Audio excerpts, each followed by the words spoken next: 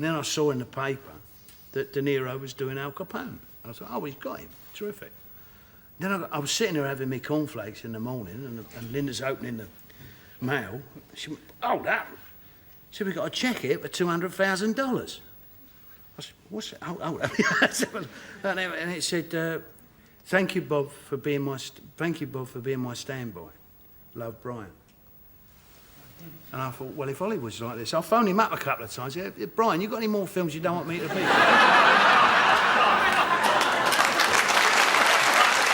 Bob Hoskins was one of Britain's most beloved and distinctive actors, known for his gruff exterior, expressive features, and surprising tenderness on screen. With a career that spanned several decades and crossed international boundaries, Hoskins became a symbol of the working-class hero who rose to stardom through sheer talent and perseverance. His journey from a tough North London upbringing to global acclaim was as compelling as any of the characters he portrayed. Culture, sophistication, genius. 2 million in Lambeth alone. Yeah. Look at it. The crazy thing is, the whole area is actually zoned for housing, not for offices. So the grey coat scheme is trying to change all that and alter the plan the Waterloo people themselves got together. Born Robert William Hoskins on October 26, 1942, in Bury St Edmunds, Suffolk, he was the son of working-class parents. His mother Elsie was a cook and nursery school teacher, while his father Robert was a bookkeeper and lorry driver with communist leanings. The family moved to Finsbury Park in North London, where Bob spent most of his childhood. Hoskins often spoke of his upbringing with a mix of humor and pride. Growing up during the post-war years, life wasn't easy. He attended Stroud Green Secondary School, where he struggled academically due to undiagnosed dyslexia. Despite being dismissed as a slow learner, Hoskins had a natural intelligence and instinct that later shined in his acting. After leaving school at 15 with no qualifications, Hoskins entered the working world. Before finding acting, he held a variety of blue-collar jobs. He was a porter, a plumber's apprentice, a window cleaner, a truck driver, and even a fire eater in the circus. These jobs shaped his understanding of real life and gave him a grounded perspective that informed his nuanced performances. His big break into acting was almost accidental. In his mid-20s, he accompanied a friend to an audition at a theater. Mistakenly given a script, Hoskins was told, "You're next," and not wanting to embarrass himself, he read the part. The raw authenticity of his performance impressed the director, and Hoskins found himself cast. What started as a happy accident quickly turned into a calling. Hoskins began performing with fringe theatre companies, including the Victoria Theatre in Stoke-on-Trent and the Royal Court Theatre in London. He quickly made a name for himself as a committed, emotionally honest actor. His early television work included appearances in British series like On the Move, Thick as Thieves, and in Dennis Potter's Pennies from Heaven, where he played Arthur Parker, a sheet music salesman. The series was innovative, blending gritty drama with surreal musical interludes, and Hoskins' performance was widely praised for its emotional depth and intensity. But it was cinema that made Hoskins a household name. In 1980, Hoskins starred in The Long Good Friday, a gritty gangster film directed by John Mackenzie. He played Harold Shand, a ruthless yet oddly charismatic London mob boss whose criminal empire begins to unravel in the face of political and personal betrayals.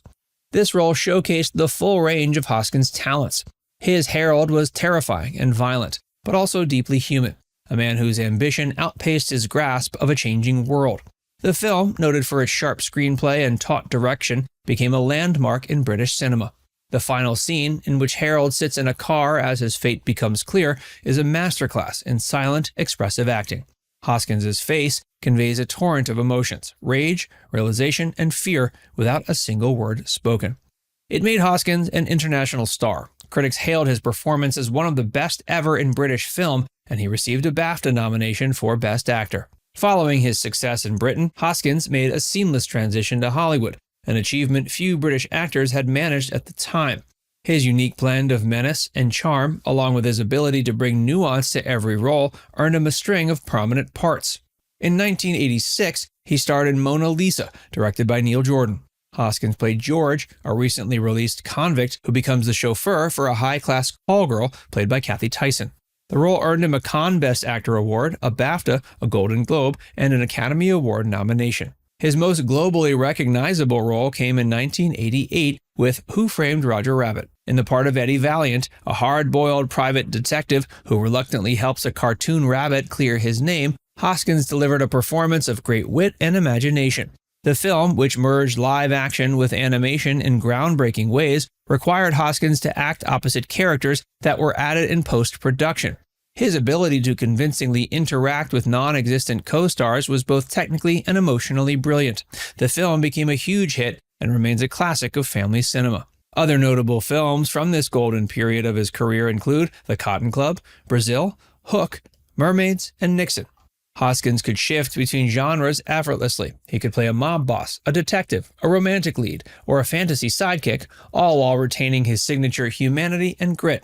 His voice, stature, and expressive face made him instantly recognizable, and audiences loved him for his no-nonsense authenticity. While enjoying success in America, Hoskins never abandoned his British roots. He continued working on British television and independent films, often choosing roles that reflected his background or challenged his craft. He starred in The Secret Agent, Felicia's Journey, and Last Orders, showing a willingness to take on darker, more introspective characters. He also ventured into directing. His directorial debut, The Raggedy Ronnie, was a surreal World War II drama with magical realist elements. Though not a commercial success, it was praised for its ambition and originality. He later directed and starred in Rainbow, a children's film, further showcasing his range and interests. Hoskins remained a familiar face on British screens throughout the 2000s, with strong performances in Mrs. Henderson Presents and the BBC drama The Street, for which he won an International Emmy Award. Bob Hoskins was always seen as one of the people. Despite his fame, he retained his working-class manner, never adopting the airs of stardom. He was known for being generous, approachable, and deeply committed to his craft. Audiences in the UK admired him for his authenticity and refusal to forget his roots. In the United States, he was respected for his skill and versatility, seen as a character actor in the best sense of the word, someone who transformed every role into something memorable. Fellow actors often spoke highly. He was known for his professionalism on set and his ability to deliver powerful performances with minimal ego. Directors appreciated his instinctive feel for character, and many noted he rarely needed more than 1 or 2 takes to deliver a scene. In 2012, he announced he was retiring from acting after being diagnosed with Parkinson's disease. The announcement saddened fans around the world, but Hoskins faced the condition with characteristic bravery and pragmatism. He spent his final years quietly, surrounded by his family. Married to his second wife, Linda Banwell, since 1982, Hoskins was a devoted husband and father of 4. He largely stayed out of the public eye during retirement, though tributes from colleagues and fans poured in, recognizing both his immense talent and personal warmth. He passed away April 29, 2014, at age 71 following a bout of pneumonia. His death was met with an outpouring of grief from the film community and the public alike. Tributes came from actors, directors, and fans who had been touched by his performances and his character. Smitten by Smee. Look at you. The mafia. I've shit 'em. Bob Hoskins left behind a remarkable legacy. He defied the odds, rising from a modest background with no formal training to become a respected, award-winning actor on both sides of the Atlantic. His best roles were a mirror to his life, working-class men with grit, vulnerability, humor, and strength. While he managed to romance beautiful actresses such as Helen Mirren and Kathy Tyson, he was often self-deprecating, calling himself, quote, 5'6" cubic, and he even said his mom wouldn't find him pretty. He didn't hesitate to say he wasn't classically handsome, and even joked that Danny DeVito could play him in a film. But regardless of his looks and casual attitude towards fame and his almost dismissive attitude towards the craft of acting, he gave us some of the best film and television performances of all time. Now it's time to hear from you. What's your favorite memory of Bob Hoskins? Let us know in the comments section below.